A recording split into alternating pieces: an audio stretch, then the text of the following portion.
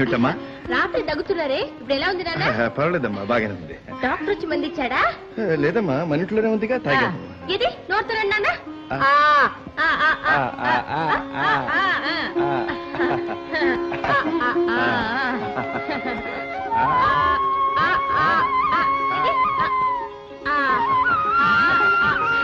అమ్మయ్యా, ఇప్పుడు సరిపోయిందా నాన్న? సరిపోయింది. తేలికపడి, మనసు తేలికపడి. ఒరే, నీకు లెక్కలు చెప్పేసరికి నాకు మతిపోతుందిరా. 7 8 ఎంతరా? 65. నీ మో 64 కదరా, 56. అదేరా, ఆ 5 సీట్లు బుక్ చేస్తే 56. ఈ తెలివితేటలకేం తక్కువలే. కాఫీ, పప్పు, వేడి వేడి వార్తలు, తాజా వార్తలు, మంచి వార్తలు, మసాలా వార్తలు. ఏమిటి ఏమిటి వేడి చల్లారకు ముందు చెప్పేసాయి. అమ్మ నాన్న సీజ్ ఫైర్, యుద్ధ విరమణ, శాంతి అంటే రాజీ అయ్యారన్నమాట. అలాగా, వాళ్ళు రాజీ అయ్యారని నీకెలా తెలిసింది? ఎలా తెలిసేంట్రా, చెప్తాను విను. పాయింట్ నెంబర్ 1, రాత్రి అమ్మ నాన్న గదికెళ్ళి నాన్నకు మంది చొచ్చింది. పాయింట్ నెంబర్ 2, ఇవాళ అమ్మ మన క్షేమం కోసం నాన్న క్షేమం కోసం బాగా పూజ చేసింది. పాయింట్ నెంబర్ 3, నాన్నకు తెలియకుండా అమ్మ నాన్న పాదాలకు నమస్కారం చేసింది. పాయింట్ నెంబర్ 4, నాన్న నాకు తెలియదనుకుని దొంగచాటుగా అమ్మను ఆశీర్వదించాడు. 7 గుండలు వాడా వెంకటరమణ, రణరంగంగా మారిన ఇల్లు మళ్ళీ ఎప్పుడులా సంతోషంగా ఉండేట్టు చేసి ఉంది. నీకు దండం పెడతాను. తలో 5 రూపాయలు ఇస్తున్నాను. ఆ అమ్మాయి ఎన్ని చాటానికి ఎలా వస్తుంది, ఎత్తుకుపోవడానికి ప్రయత్నం చేయాలి. అంతేగాని ఆ అమ్మాయికి ఏం ప్రమాదం రాకూడదు. అప్పుడు ఏం చేస్తారంటే, నేను వస్తాను, వచ్చి మిమ్మల్ని బాగా తంతాను. మీరు మాత్రం నన్ను తనకూడదు, పారిపోవాలి. ఇదంతా ఎందుకంటే ఆ అమ్మాయి నేను రక్షిస్తున్నట్టుగా అనుకోవాలి. అర్థమైందా?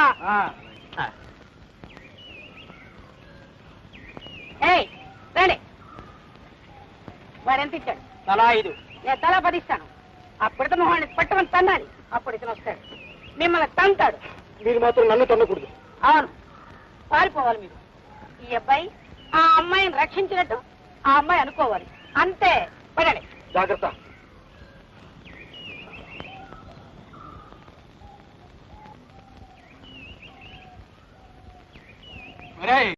వీళ్ళిద్దరు సన్నాసుల్లాగా ఉన్నారా? అవును, దీన్ని బట్టి చూస్తే ఆ పిల్ల చాలా అందమైనలా ఉంది. మనమే వచ్చి చూద్దాం, పదండ్రా. రండి.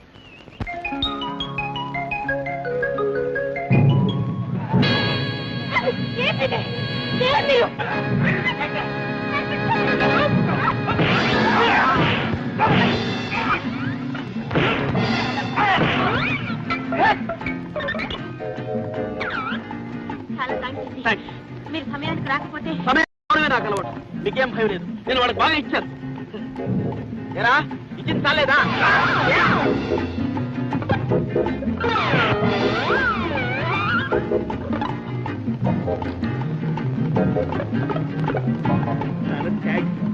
దెబ్బ తగిలిందా? ఏమనుకోదురా డబ్బా.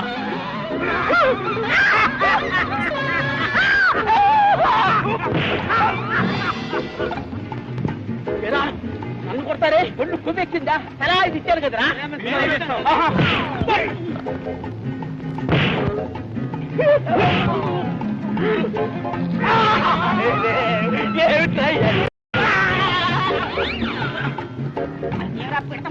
నీకెలా తెలుసక్క? నీ మొహం చూస్తే కనపడాలా? ఏడా, మా అమ్మగారి కూతురు కావాలా నీకు?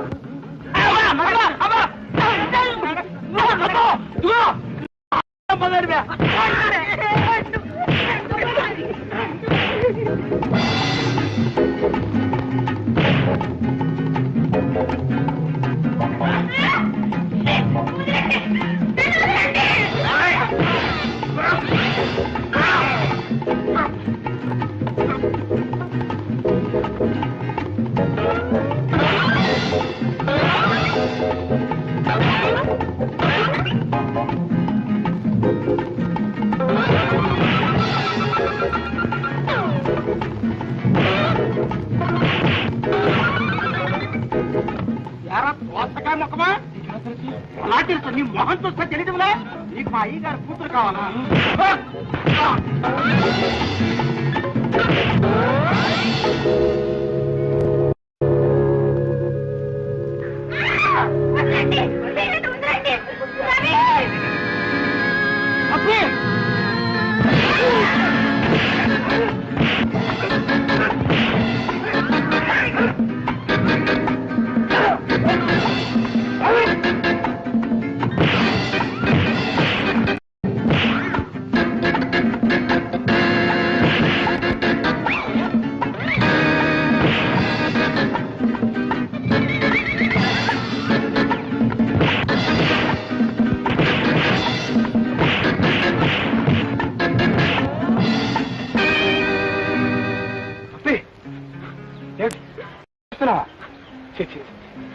అయిపోదా? నో నవ్వాలి. 1 2 3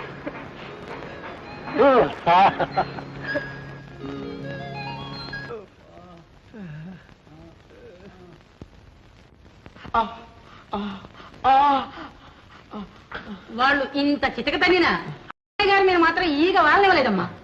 పోండి, ఈ రోజు పప్పి లేచిన వేళ మంచిది, పెద్ద గండం తప్పింది. అవునమ్మా. పప్పిని కాపాడినందుకు చాలా thanks Rajaram. No mention please. Phone వచ్చి. డాక్టర్, తన్నులు తింటే తిన్నావు గాని అమ్మగారు మెప్పు పొందావు.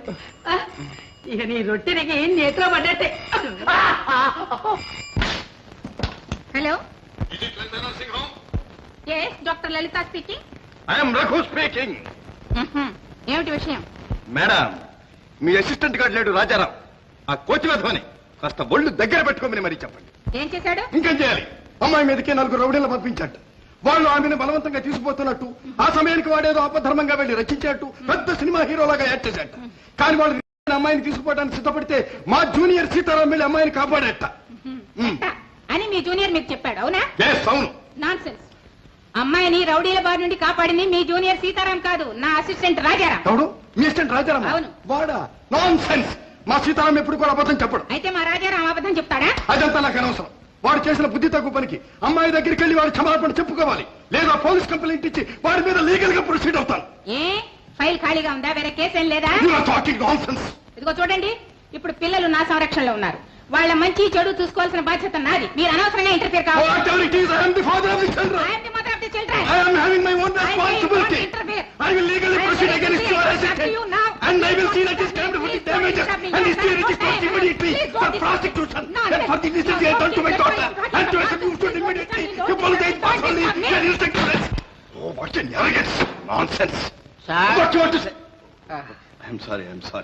డాక్టర్ నన్ను రెస్టిస్ గా ఉన్నాడు.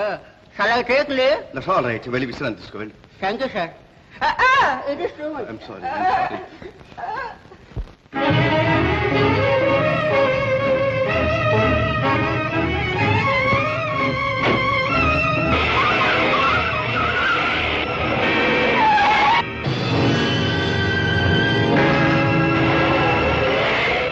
ఎలా వెళ్ళిపోతుందో ఫాలో హర్. ఎక్కడికి పోతుందో చూద్దాం. ఓకే.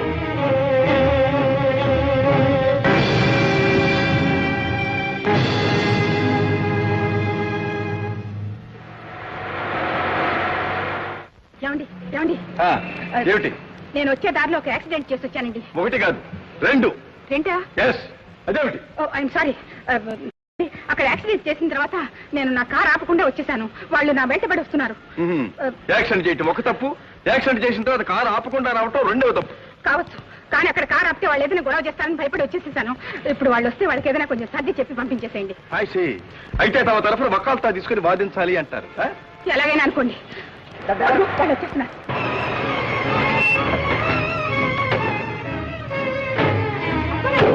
ఆవిడే, అదిగో అదిగో అండి, ఆవిడ కార్ యాక్సిడెంట్ చేసి కూడా చెప్పకుండా పారిపోయి వచ్చింది. ఈవిడేనండి. ఏమ్మా? మీరా? నమస్కారం అండి. నమస్కారం. ఏమా? నా భార్య, ఇది మా ఇల్లు. నమస్కారం. వీరు మా వారు మిస్టర్ రామ్. అవుడు. మరేం లేదండి, ఇవిడ కార్ డాష్ చేసి. తెలుసు, ఇప్పుడే చెప్పింది. కారు డాష్ చేసి ఆపకుండా తప్పించుకొని వచ్చింది. ఇవి చేసింది మహా నేరం. మీరు వెంటనే కేసు వేయొచ్చు. ఆ కారుకి డ్యామేజెస్ కూడా క్లెయిమ్ చేయొచ్చు. అదేమిటండి, ఆవిడ మీ శ్రీమతి అని తెలిసి కూడా కేసు ఎలా పెడతామండి? ఆవిడ తరఫున మీకు నేను థ్యాంక్స్ చెప్తున్నాను. ఎంత మాట? థ్యాంక్స్ చెప్పవలసింది నేను. ఆ రోజున సలహా కొరకు మీ ఆఫీస్కి వచ్చాను. ఆనాడు మీ సలహా అప్పుడు తప్పుగా తోచింది, కోపం కూడా వచ్చింది. కానీ ఇంటికి వెళ్ళి ఆలోచించిన తర్వాత మీ సలహా ఎంతో మంచిదిగా తోచింది. మా కాపురం నిలబడింది. ఇప్పుడు మేమిద్దరం ఎంతో సుఖంగా ఉంటున్నాం. మీ మేలు ఈ జన్మలో మర్చిపోలేమండి. వస్తానమ్మా.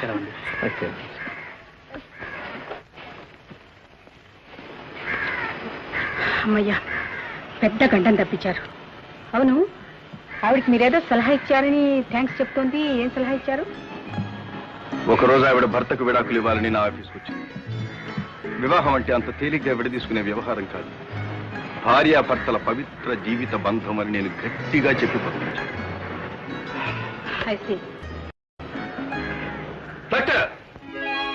What lawyer? నా ఫీజు. ఫీజా? ఎందుకు? ఎందుకేమిటి? తమ తరఫున వకాలతా తీసుకుని వాదించి జయించినందుకు. I see. బదులుకు బదులా ఎంత మీ ఫీజు? మామూలుగా అయితే 30 రూపాయలు. నీలాగా చీర కట్టుకున్న ఆడదాని దగ్గర మాత్రం 50 రూపాయలు చాలు. ఆడవాళ్ళు చీర కట్టుకోక పంచ కట్టుకుంటారండి. Come on take your fees. తీసుకోండి మీ ఫీజు. నేను అడిగింది 25 రూపాయలు, నువ్వు ఇచ్చింది 30 రూపాయలు. No change. నా దగ్గర చిల్లర లేదు. Keep the change. చిల్లర కూడా మీరే ఉంచుకోండి. ఎంత తలపగరు వచ్చాను అడ్వాన్స్. Oh my God. లాభం లేదక్క. అమ్మా నాన్న రాజీపడి ఒకటి అవుతారని అనుకున్నాం, కానీ మళ్ళీ మామూలే. ఇద్దరు ఎడముఖం పెడముఖంగానే ఉన్నారు. ఇప్పుడు ఏం చేద్దాం? అదేరా గోపి, తోచడం లేదు. మన నాన్ కోఆపరేషన్ మూమెంట్ తీవ్రం చేస్తే చెయ్యాల్సిందే, తప్పేట్లేదు.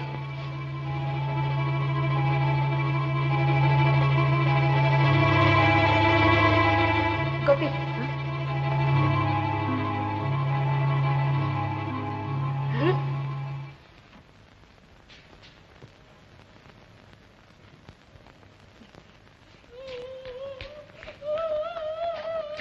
ఏమిటండి? ఎందుకు అడుస్తున్నావు? ఇదేమో చొక్కా ఇలా తిరిగింది. గోలికాయలు ఆడుకుంటున్నాను. ఆహా, ఆ గుడిసెల్లో కుర్రాడు వచ్చి నా గోలికాయలు లాక్కున్నాడు. ఇవ్వమంటే నన్ను కొట్టి నా చొక్కా చించాడు. అసలు నువ్వు గోళీలు ఎందుకయ్యా? స్కూల్కి వెళ్ళాలా? ఇవ్వాలే కదమ్మా, రోజు వీడి స్కూల్ ఎక్కొట్టి గుడిసెల కుర్రాళ్ళతో గోళీలు ఆడుతున్నాడు. అందుకే వీళ్ళ టీచరు నీకు ఉత్తరం పంపింది.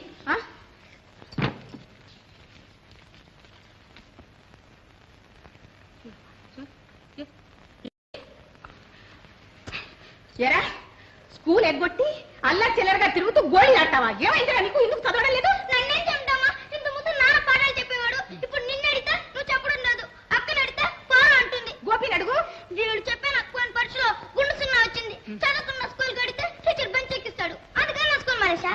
ఎరా, ఇందుకు స్కూల్ మారేస్తావా? పైగా పెద్దవాళ్ళు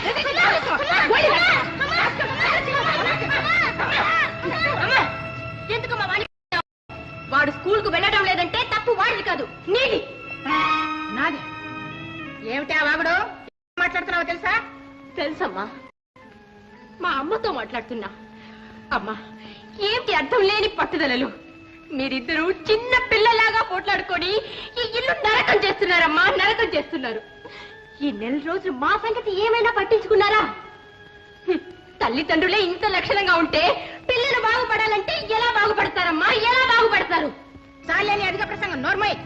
ఇన్ని రోజులు నోరు మూసుకునే ఉన్నాను, ఇంకెన్నాళ్ళు ఊరుకోమంటావు? ఇది ఇల్లా నరక కూపమా? పెద్దవాళ్ళు చదువుకున్న వాళ్ళు మీకు ఈ మాత్రం తెలియడం లేదా? ఓహో, పెద్దవాళ్ళకే నీతులు చెప్తున్నావా? పప్పి, ఇది మా సొంత విషయం. ఇందులో ఇతరుల జోక్యం అనవసరం. ఓహో, అలాగా? ఇది మీ సొంత విషయమా? సరే, ఇక మీ విషయాల్లో జోక్యం చేసుకుంటే చెంపలు పగలగొట్టు. రారా పప్పు.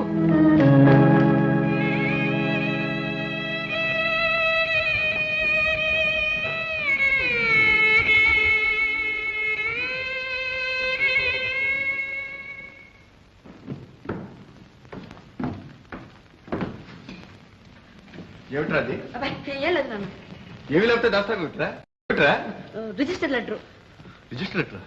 ఎవరికి? తెలీదు, పప్పి అర్జెంట్ గా పోస్ట్ చేసామంది. అర్జెంటుగా పోస్ట్ చేసిరామంట. ఏది సుధా? వద్దు నాన్న, పప్పి ఎవరికి చూపుతున్నది. నాకు కూడా పర్లేదు ఎవరా? వద్దు నాన్న, పప్పి తిట్టోంది. ఎవరంటుంటే? వద్దు నాన్న, పప్పు చంపేస్తుంది. వద్దు, చెప్పొద్దు నాన్న. అయ్యో చెప్పొద్దు. అయ్యో చింపేశారే.